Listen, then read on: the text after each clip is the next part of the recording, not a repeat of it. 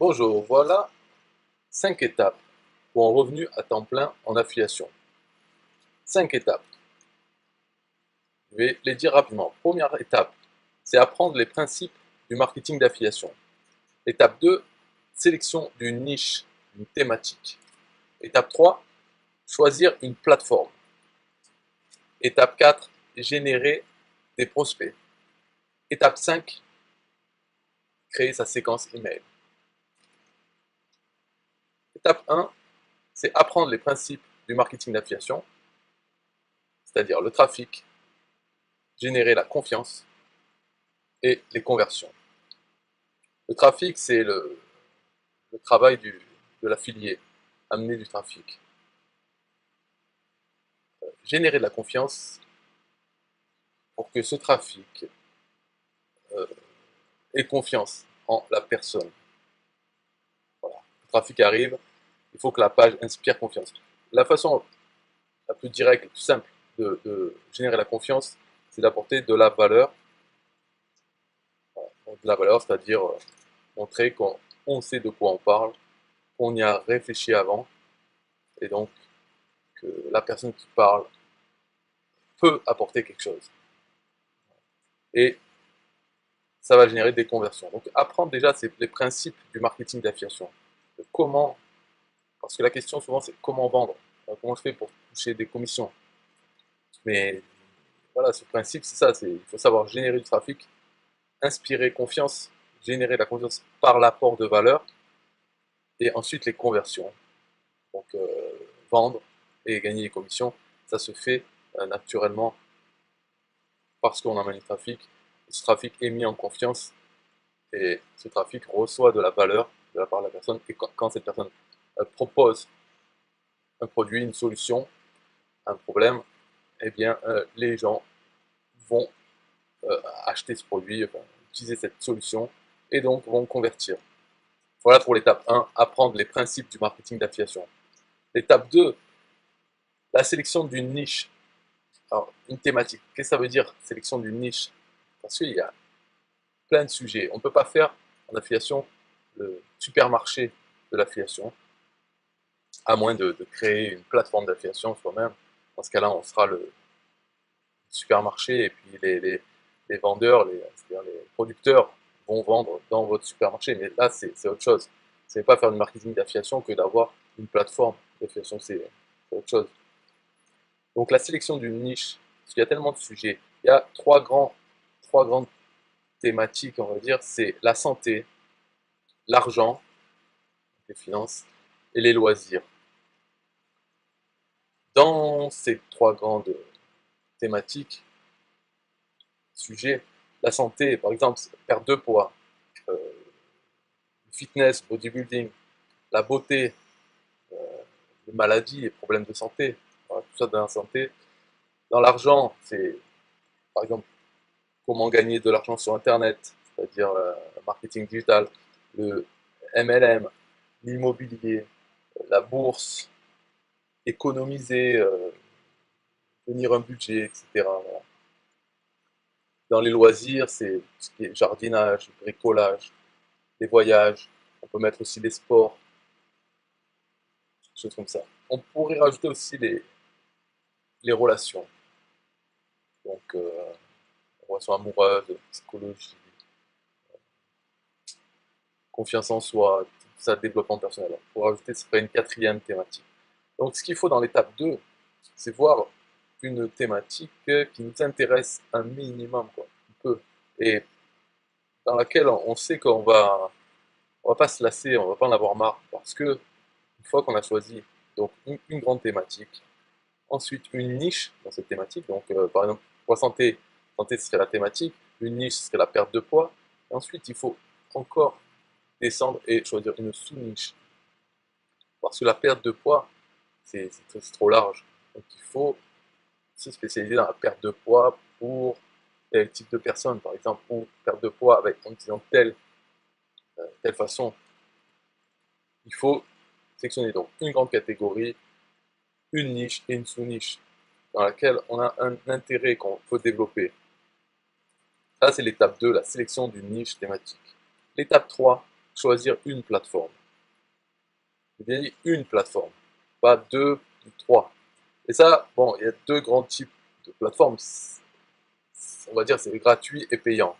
Alors, comment choisir gratuit? C'est savoir, est-ce que vous avez plus de temps que d'argent ou plus d'argent que de temps?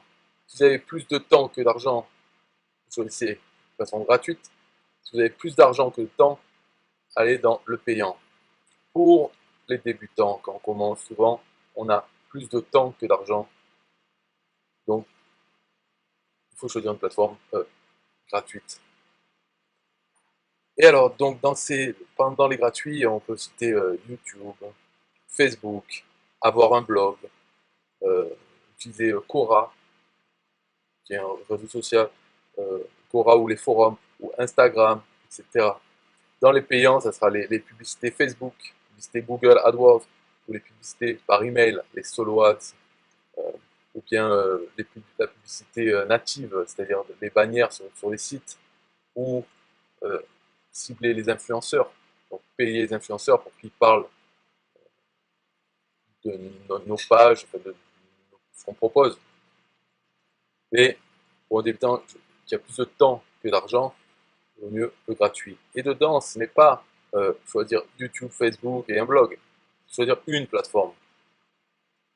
Alors, donc, le travail dans choisir cette plateforme, après, ça sera de savoir comment l'utiliser, comment l'exploiter pour générer du trafic. Alors, dans les plateformes quand même qui apportent le plus de trafic, on va dire, enfin, tout dépend, après, tout dépend, mais dire qu'il y a plus de potentiel, sont les plus populaires, c'est YouTube, Facebook. Aussi avoir un blog, parce qu'un blog, ça peut être référencé dans Google, et Google est très utilisé, donc c'est le moteur de recherche le plus utilisé dans le monde, en France aussi, et en deuxième, il y a YouTube pour les vidéos. Alors, pour aider à ce choix, déjà, il faut savoir que la vidéo, même si on n'est pas à l'aise en vidéo, c'est bien d'essayer de développer ce talent, en fait, d'être à l'aise en vidéo, parce que c'est très utile pour tout. Et la vidéo ne va pas disparaître. Maintenant, on a Internet rapide, on ne va pas revenir en arrière, donc il y aura toujours la vidéo jusqu'à ce qu'on meure. Et c'est très utile pour tout, c'est pas simplement faire de la vidéo pour publier du contenu sur YouTube, on a besoin de la vidéo pour faire soi-même ses pages contenu à l'intérieur de son tunnel. On va voir ça, le tunnel après, mais donc c'est un talent qui est très utile à développer. Donc ça peut aiguiller le choix de prendre YouTube. En tout cas, il faut choisir une plateforme et se mettre à fond dessus, voilà, développer pour devenir bon, connaître l'algorithme, qu'est-ce qu'il faut faire pour générer le plus de trafic avec cette plateforme. Alors bien sûr, on peut en avoir plusieurs, parce qu'on peut avoir une chaîne YouTube, un compte Facebook et un blog, mais il faut se concentrer sur une plateforme. Ça, c'est les étapes pour développer en affiliation, pour développer en revenu à temps plein. Donc, par la suite, on peut s'étendre, mais au début, il faut choisir une plateforme et se mettre à fond dessus. Donc, n'ouvrez pas des comptes sur tous les réseaux sociaux et faire un petit peu dans chaque. D'abord, concentrez-vous sur une plateforme. Étape 4, générer des prospects afin de faire grossir sa liste email. Donc ça, c'est obligatoire aussi. Hein, parce que les plateformes, tout ça, c'est bien, c'est pour générer du trafic.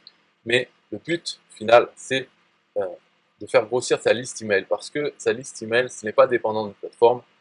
Bien sûr, il faut un autorépondeur, mais on a sa liste d'emails qu'on peut exporter dans d'autres autorépondeurs. On peut même envoyer avec nos propres serveurs email. C'est simplement une liste d'emails. Pourquoi c'est important? Parce que avec l'email, on peut contacter les personnes plusieurs fois. Et pour développer la confiance, et même pour vendre plusieurs produits aux mêmes personnes, on est obligé de pouvoir les contacter facilement plusieurs fois. Donc avec une plateforme, on est trop dépendant des algorithmes de la plateforme. Même si on a un abonné sur YouTube, on ne sait pas si il va voir l'ensemble de nos vidéos. Dès qu'on poste une nouvelle vidéo, est-ce qu'il va la voir? On ne sait pas. Peut-être que les gens sont abonnés et ne voient plus du tout nos contenus. Alors qu'avec un email, ça arrive dans leur boîte email et ça reste quand même, déjà c'est indépendant, mais ça reste lu. Donc L'étape 4, c'est générer des prospects. Il faut apprendre comment faire. Euh, donc, comment on fait grossir sa liste email, c'est on crée une page de capture sur laquelle on propose ce qui s'appelle un aimant à prospect, c'est-à-dire un cadeau. On dit, voilà, vous voulez telle chose, laissez votre email, je vous l'envoie par email. Et après cette page de capture, il y a la page merci. Une page merci, ça dit merci de vous être inscrit sur ma liste, voici votre cadeau, l'aimant à prospect, et sur la même page, faire une offre. C'est là que, par exemple, on peut faire la vidéo. Ça s'appelle une page, bon, la page merci ou une page pont. C'est un pont entre la page de capture et l'offre en affiliation. Donc, pour générer des prospects, c'est comme ça. Une page de capture, une page merci qui emmène à un produit en affiliation, l'offre, qui est complémentaire, disons, de l'aimant à prospect. C'est trois choses.